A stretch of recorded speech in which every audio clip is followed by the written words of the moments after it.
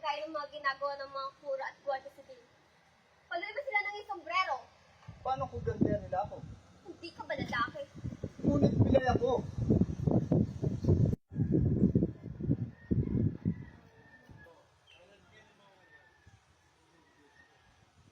Naiingat ka pa sa pagkatsakan ko.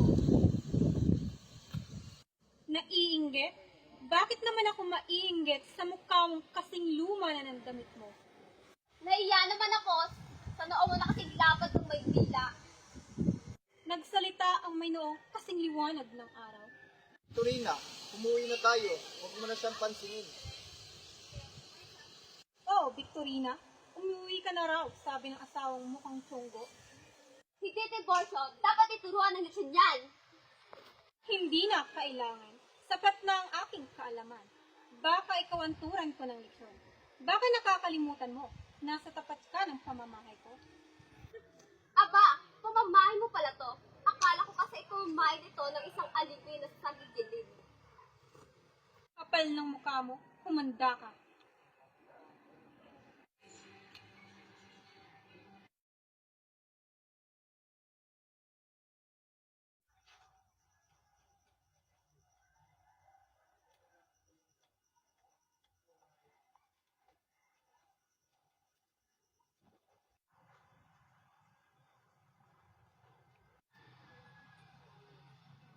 Mukhang hindi mo yata ako kilala.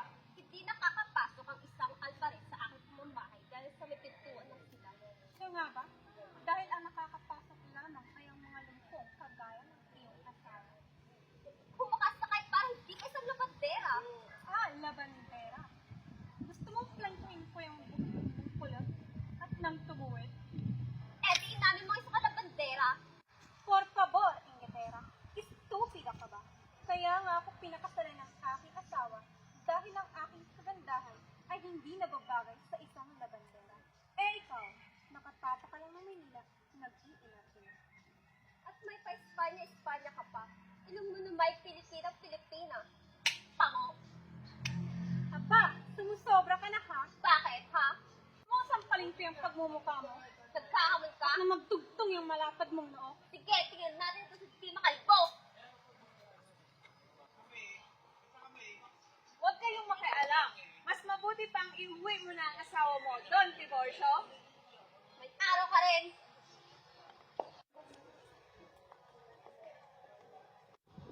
Bukas na bukas ay pupuntahan natin ang Kapitan General. Sayang naman yung pantalon mo para hindi ka lalaki. Ngunit pilay ako. Sana hinang mo siya ng revolver.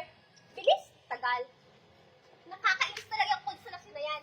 Linares, hamunin mo ang alpares ngayon din. Pero bakit po? Gawin mo ngayon din kung ayaw mo ibunyag ko sa mga tao kung sino ka.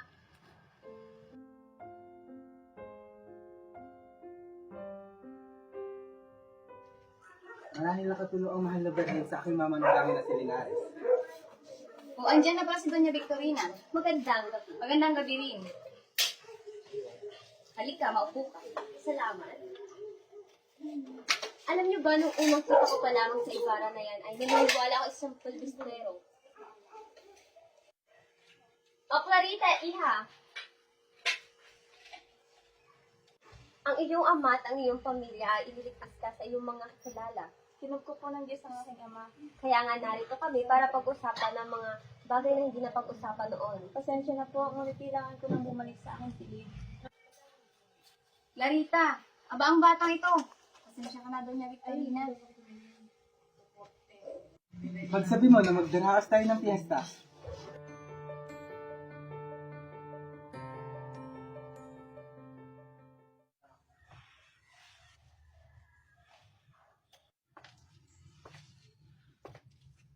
Krisostomo, Ako nga, isang lalaking itinuring na kaaway ng lahat.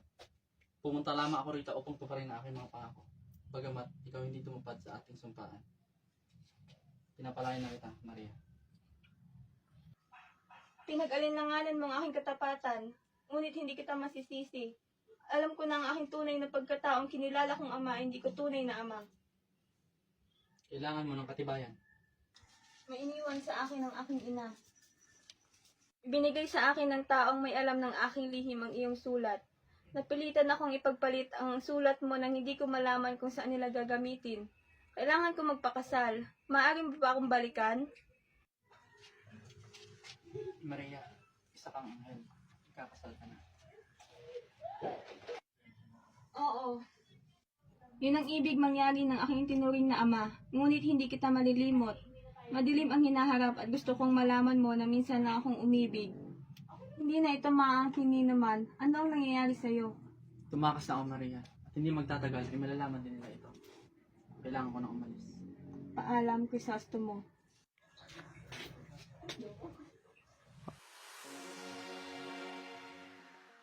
Bangka na ang iyong mga bagahe. Dadaling kita sa kaibigan ko sa Mandaluyong at ihahatid ko doon ang pera na magagamit mo para mangibang bansa. Marami ka nang naitulong at ilang beses mo na rin akong natulungan. Sumama kayo sa akin sa ibang bansa. Alam mong hindi ako magiging maligaya sa ibang lupain. Bakit pinaalis niyo ako? Sa ibang bayan ay maaari kayong magtagumpay, ipagpatuloy ninyo doon ang inyong nais para sa bayan at sa inyong sarili.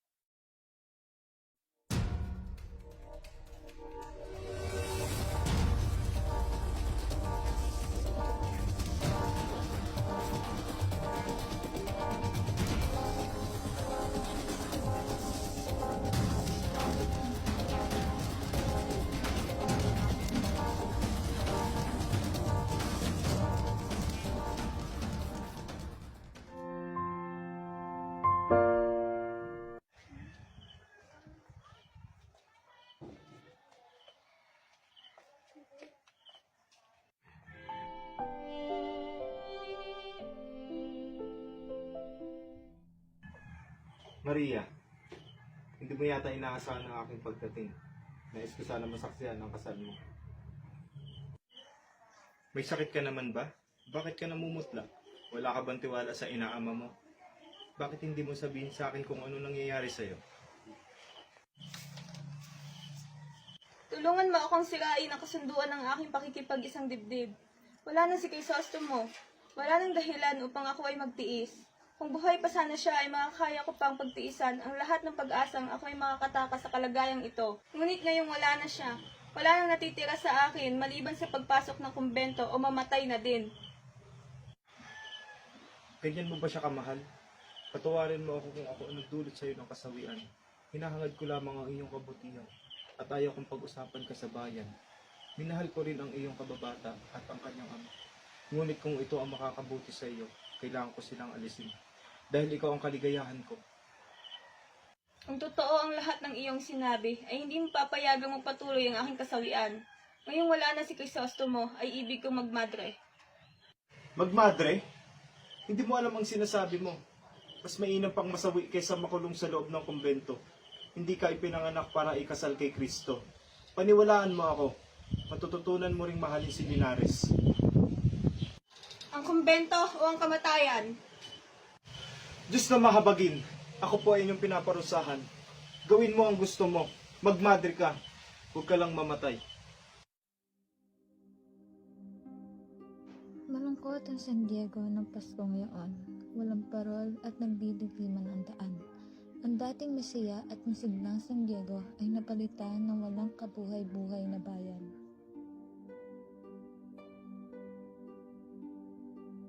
Nang dahil sa pagkawala ng kanyang anak, si Sisa ay tuluyan ng nabaliw.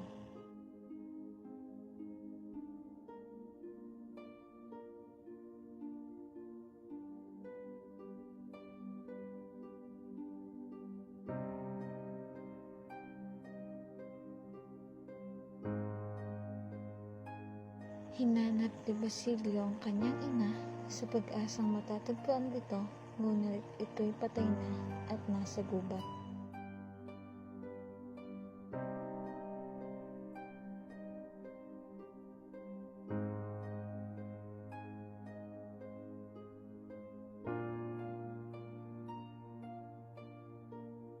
Nang makatakas ay duguan na si Elias. Nagtagpo ang landas nila ni Basilio at hiniling nito kay Basilio na sunugin ang kanyang bangkay kasama si Sisa. Kapalit nito ay ang pagsabi ni Elias kung nasaan ang kanyang mga salapi at pinayuhan niya ito mag-aral.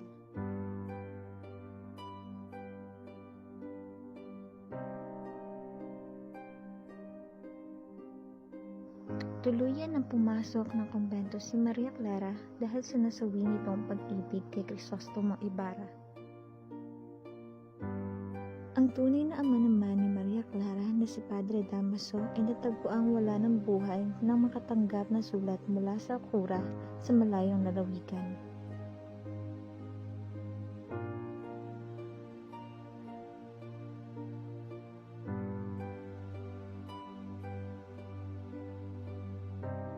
Ilang linggo pa lamang na mongha si Maria Clara ay dumanas na ng paghihirap si Kapitan Tiago. Napapayaan nito ang sariling kabuhayan at ang dating marangya at masayang tahanan ay nawala at naglaho na parang isang kwento.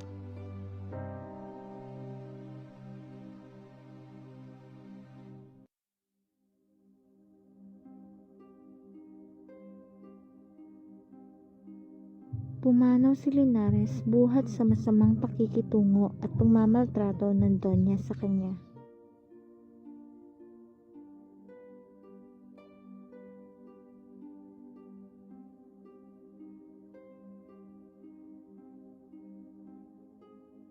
Walang nakakaalam kung buhay pa ba si Maria Clara o kung ano ang kapalaran nito sa loob ng kumbento.